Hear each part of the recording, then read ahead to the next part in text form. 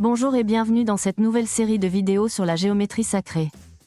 Nous allons avancer pas à pas, d'un simple triangle vers des polygones réguliers plus complexes, pour tenter de comprendre les anciens mathématiciens et les anciens bâtisseurs.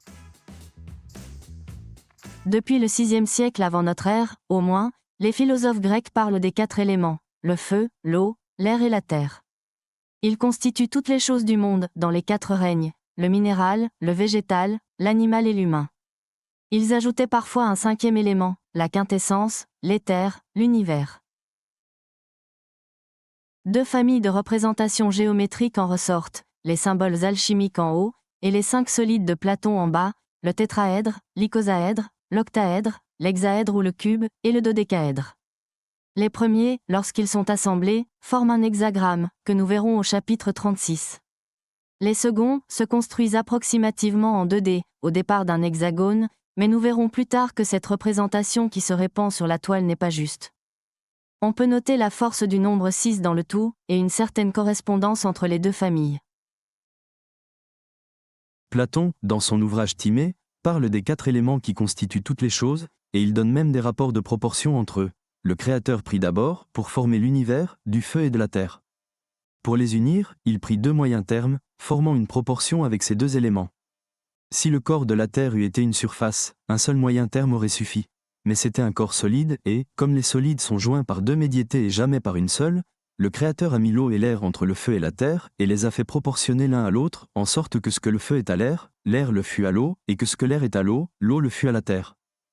Et il donna au monde la forme sphérique, qui est la plus parfaite de toutes. Cela prouve que les anciens savaient déjà que le monde était une sphère. Nous verrons les médiétés au chapitre 23, mais voyons de plus près ce qu'il est possible de faire géométriquement.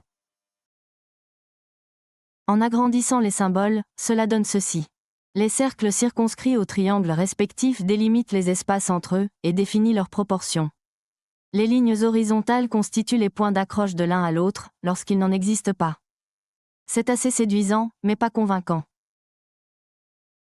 Parce que la suite du texte de Platon dit ceci, le Créateur l'a composé de tout le feu, de toute l'eau, de tout l'air et de toute la terre, pour qu'il fût un, qu'il ne restât rien, d'où aurait pu naître quelque chose de semblable. Donc nous avons continué la recherche et c'est le rapport 3 qui semble coller le plus, puisqu'il est possible d'insérer des petits triangles dans les plus grands pour paver le plan et ne rien laisser vide autour d'eux. Jusqu'à obtenir ceci. En disposant chaque élément au centre et en pavant le plan de manière cyclique, il est possible de disposer 6 fois l'élément feu puis de le remplir avec 54 éléments air, 486 éléments eau et 4374 éléments terre. À chaque fois multiplié par 9. Et voici lorsque l'on zoome sur le centre de cet ensemble. Ce n'est ni une homothétie, ni une fractale, que l'on verra au chapitre 80, mais la superposition de pavages cycliques, et cela pourrait représenter la structure de quelque chose. Avec un petit hexagramme central. Mais quoi ? Platon parlait peut-être d'imbrication avec les 5 solides parfaits pour désigner les éléments, et non ces symboles alchimiques. Nous y reviendrons au chapitre 98. L'ordre des vidéos est important pour bien comprendre toutes les notions présentées. Dessinez un maximum, bon visionnage et bonne recherche graphique. Merci d'avoir regardé cette vidéo. À bientôt sur notre chaîne, Sacrée Géométrie. N'hésitez pas à partager, liker ou laisser un commentaire.